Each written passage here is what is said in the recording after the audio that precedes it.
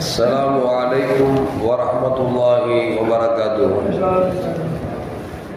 الحمد لله رب العالمين والصلاة والسلام على أشرف المرسلين وعلى آله وأصحابه وأزواجه وذرياته وأهل بيته أجمعين. சங்கைக்கும் மேன்மைக்கும் உரிய பெரியோர்களே, சகோதரர்களே, எல்லாம் வல்ல அல்லாஹ் ஜல்ல ஜலாலுஹு நாம் செய்யக்கூடிய எல்லா நற்காரியங்களையும் முகஸ்துதியின்றி இஹ்லாஸான முறையில் இறைவனுக்காக மட்டுமே செய்யப்பட்ட நல்வணக்கங்களில் நம் வணக்கங்களை அல்லாஹ் அங்கீகரித்துக் கொள்வானாக. நாம் செய்யக்கூடிய வியாபாரங்களிலும் தொழில்துறைகளிலும் நஷ்டமில்லாத ஹலாலான முறையில் நிரம்ப லாபத்தை பெற்று அந்த லாபகரமான வாழ்க்கையை கொண்டு தம் தேவைகளையும் தேவை உடையவர்களின் தேவைகளையும் நிறைவேற்றக்கூடிய நல்ல பொருளாதாரத்தையும் உள்ள விசாலத்தையும் அல்லாஹ் அனைவருக்கும் வழங்கி அருள்வானாக. கஞ்சத்தனம் என்கிற தீய பண்பை விட்டு அல்லாஹ் நம்மை பாதுகாத்துக் கொள்வானாக. நம்மை இந்த உலகத்தில் வாழ வைக்கும் காலம் எல்லாம் நோய் நொடியில் உள்ள ஆரோக்கியத்தில் அல்லாஹ் நம்மை வாழ செய்வானாக. அந்த ஆரோக்கியமான வாழ்க்கை கொண்டு அல்லாஹ் ரசூலை நெருங்கக்கூடிய அனைத்து நல்லமல்களையும் புரியக்கூடிய நல்ல முத்தகீன்களின் கூடத்தை நம்மை ஆக்கி அருள்வானாக. திடீர் மரணங்களை விட்டும் தீய மரணங்களை விட்டும் நம்மையும் நம் குடும்பத்தையும் நம் சமூகத்தையும் அல்லாஹ் உண்மையான முறையில் பாதுகாத்துக் கொள்வானாக. மருத்துவமனையின் செலவினங்களை விட்டும் வேதனைகளை விட்டும் அல்லாஹ் நம்மை காத்தருள்வானாக.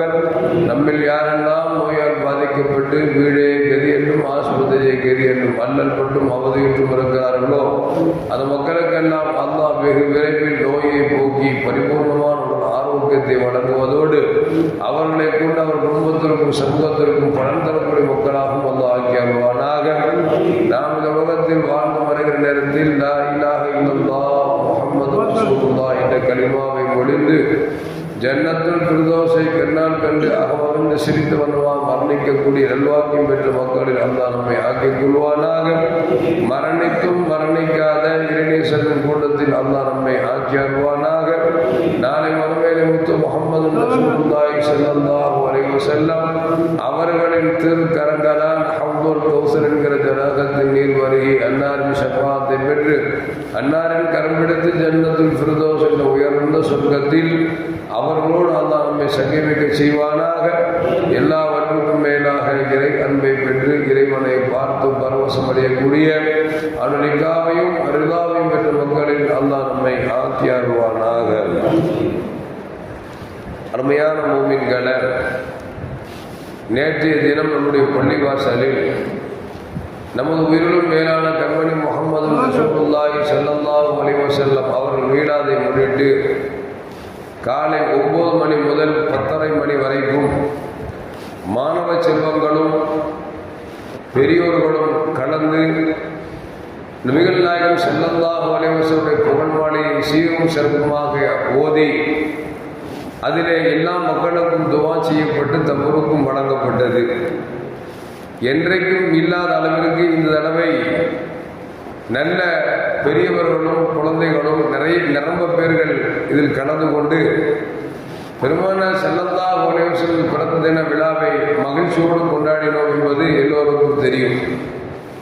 அதைத் தொடர்ந்து கிட்டத்தட்ட 1100 கிலோ அரிசியை உணவாக சமைத்து சிறந்த முறையில் எந்த மக்களுக்கும் யாருக்கும் இடையூறு இல்லாமல் மக்களால் பேசப்படக்கூடிய அளவிற்கு நல்ல விதத்தில் சீரும் சிறப்புமாக நிர்வாகம் நடத்தி தந்தார்கள். எந்த விதமான குறைபாடும் இல்லை. உணவும் நல்ல டேஸ்டாக இருந்தது. எல்லாம் பேக்கப் எல்லாம் செய்து 11:30 மணிக்கெல்லாம் எல்லோருடைய கையுக்கும் போய் சேர்ந்து விட்டது என்று பலரும் பேசக்கூடிய அந்த சொற்களையும் பார்த்தோம். நாம் எல்லாம் நன்றி செய்வதற்கு கடமைப்பட்டிருக்கிறோம். காரணம் என்று சொன்னால் அல்லாஹ் சொல்லுவான், லகத் மன்னல்லாஹு அலல் முஃமினீன இத் பஅஸ ஃபீஹிம் ரசூலன் மின்ஹும். அல்லாஹ் சொல்றான், உங்களுக்கு நாம் ஒரு பேர் உபகாரியை நாம் அனுப்பி தந்தோம் அப்படிங்கிறோம். இந்த வசனத்தில் என்ன சொல்றான் அப்படின்னா, உங்களுக்கு முஹம்மது ரசூலுல்லாஹி என்கிற ரசூலை நாம் அனுப்பினோமே, அவர் சாதாரண மனிதர் அல்ல, பேர் உபகாரி அப்படிங்கிறான். அல்லாஹ் சொல்லும் பொழுது சொல்லுவான், உங்களுக்கு நான் என்ன நியமத்து செய்தவரோ நீங்கள் அதை மக்களுக்கு எடுத்து சொல்லுங்கள் அப்படிங்கிறான். நன்றியை வெளிப்படுத்துங்கள் அப்படிங்கிறான். அப்படி நீங்கள் வெளிப்படுத்தினா லயின் ஷக்கர்தும் லஅஸீதன்னக்கும், அப்படி நன்றியை வெளிப்படுத்துகிற பொழுது நான் மென்மேலும் அதிகம் தருவேன் என்று சொல்லுகிறார். அல்லாஹ் எத்தனையோ நியமத்துகளை கொடுத்திருக்கான். உடல் ஆரோக்கியத்திலிருந்து உலகத்தில் தேவையான அனைத்தையும் அனுபவித்துக் கொண்டிருக்கிறோம் என்று சொன்னால், எல்லாம் நியமத்து என்று சொன்னால் அல்லாஹ்வே சொல்றான், லக்கது மன்னல்லா, நான் கொடுத்த நியமத்துகளிலே மிகப்பெரிய அளவிலான மிகப்பெரிய நியமத்து என்று சொன்னால், நபிகள் நாயகம் ஸல்லல்லாஹு அலைஹி வஸல்லம் அவர்கள் நமக்கு திருத்துதலாக அனுப்பப்பட்ட நியமத்து என்பது இருக்கிறது மிகவும் அலாதியானது, மிக பெரிது என்று அல்லாஹ் நமக்கு சொல்லி காட்டுறான்.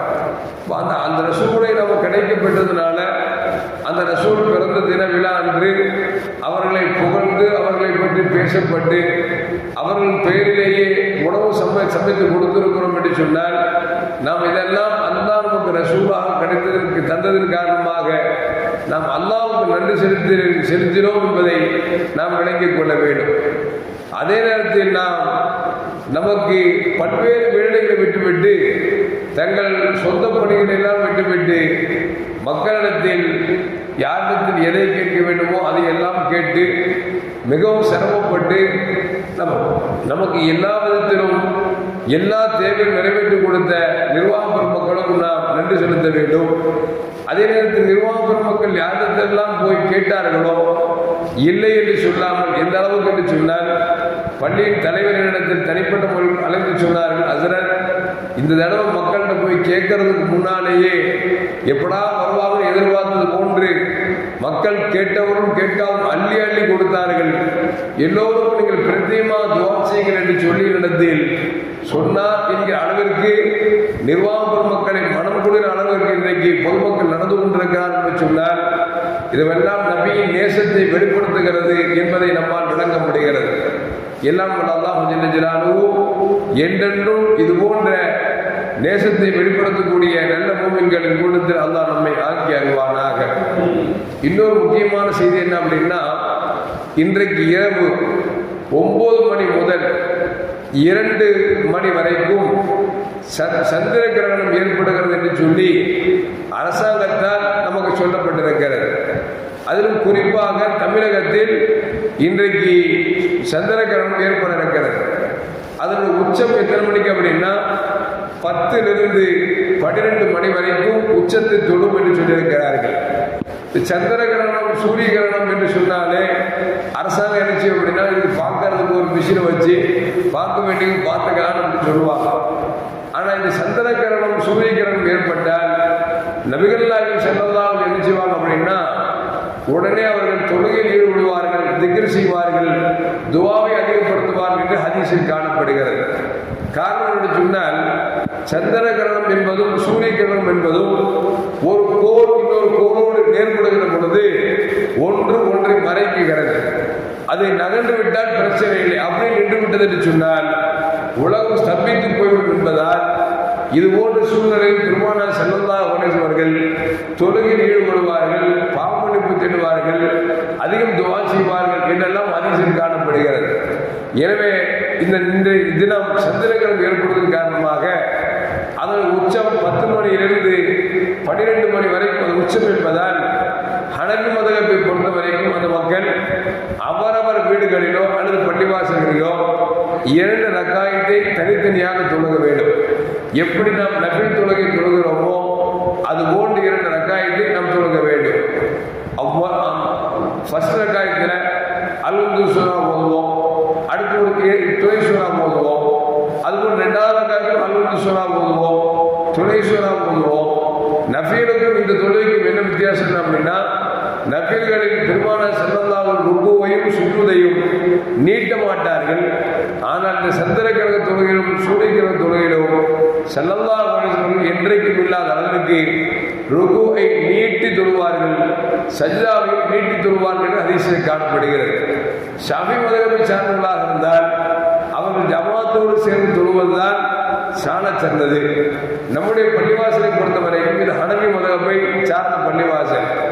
எனவே நாம் அவரவர் வீடுகளிலோ அல்லது வீடுகளில் தொழுவதற்கு வசதி வாய்ப்பு என்று சொன்னால் பள்ளியில் தனித்தனியே தொழலாமல் தவிர அதற்கு இந்த சொல்லிட்டுலாம் தப்பிச்சுக்காதீங்க 2 ரகாய் சேர்த்து தொழுவீங்க அப்படின்னு சொல்ல முடியாது. ஏன்னா ஹனபிகளை பொறுத்த வரைக்கும் தனியாக தொழுவதுதான் சால சிறந்தது.